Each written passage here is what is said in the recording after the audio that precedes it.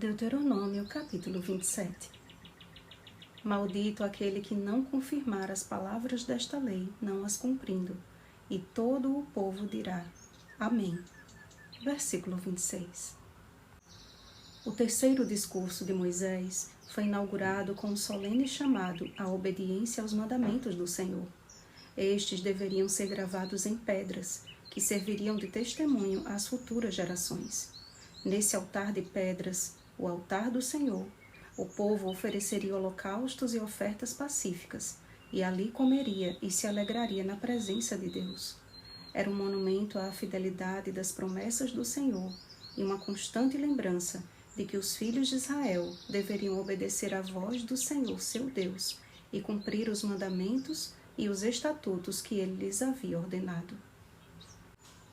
Logo em seguida, naquele dia, Moisés ordenou a Israel que se posicionasse em tribos sobre o monte Gerizim para abençoarem o povo e para amaldiçoar. Em alta voz, os levitas pronunciariam sobre toda a congregação palavras de maldição e palavras de bênção.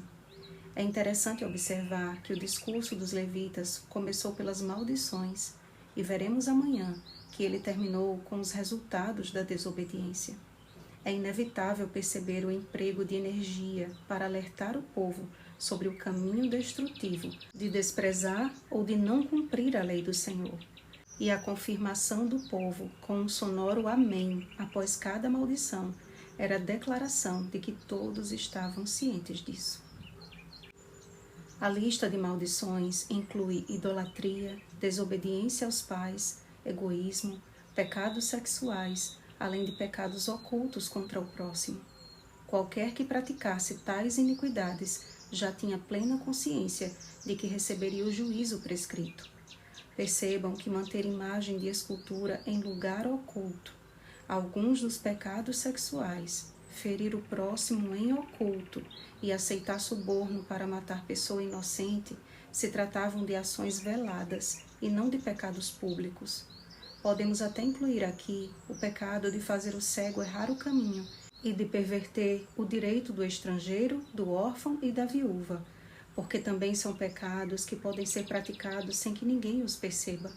Mas há um Deus que tudo vê, amados, e que no devido tempo faz justiça e juízo na terra. Se Israel conservasse o temor do Senhor no coração, certamente seria um povo semelhante a Enoque, que andou com Deus e Deus o tomou para si. Gênesis capítulo 5, versículo 24. Seria como José, que era fiel ao Senhor, e tudo o que ele fazia o Senhor prosperava. Gênesis capítulo 39, versículo 23. Seria como Daniel, em quem não se achava nenhum erro nem culpa. Daniel capítulo 6, versículo 4. Se fossem obedientes à lei de Deus, cumpririam o propósito do chamado divino. Guardai-os, pois, e cumpri-os, porque isto será a vossa sabedoria e o vosso entendimento perante os olhos dos povos, que ouvindo todos estes estatutos dirão, certamente este grande povo é gente sábia e inteligente. Deuteronômio capítulo 4, versículo 6. Necessitamos estudar toda a jornada de Israel, buscando no Senhor a sabedoria necessária para compreendermos os princípios imutáveis da palavra de Deus. Os resultados da desobediência são maldição e morte. Os resultados da obediência são bênção e vida. Não temos como fugir disso, meus irmãos. As últimas mensagens a serem dadas ao mundo antes da volta de Jesus também são muito claras quanto a isso. Temei a Deus e dai-lhe glória, pois é chegada a hora do seu juízo. E adorai aquele que fez o céu e a terra e o mar e as fontes das águas. Apocalipse capítulo 14, versículo 7.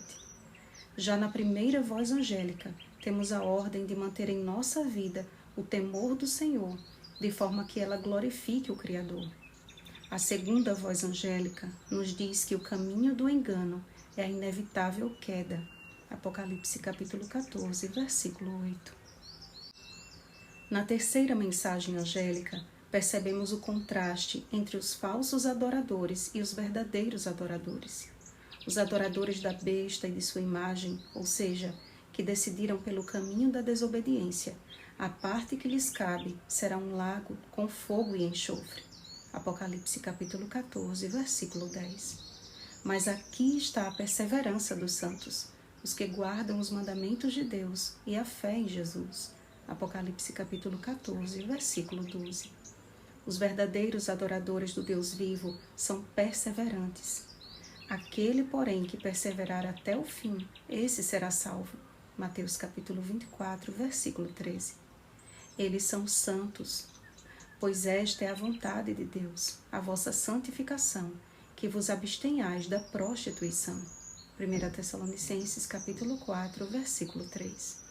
É um povo obediente, e aquele que guarda os seus mandamentos permanece em Deus e Deus nele. 1 João capítulo 3, versículo 24. E é um povo que possui a fé de Jesus. O meu justo viverá pela fé. Hebreus capítulo 10, versículo 38. Você deseja fazer parte deste povo seleto, que renuncia ao mundo e às coisas deste mundo, pois tem o céu no coração? Então oremos, amados. Nosso amado Pai Celestial, estudando este capítulo da Tua Palavra, novamente fomos confrontados com nossos pecados, principalmente com aqueles que ninguém pode ver, mas que Tu os sabes.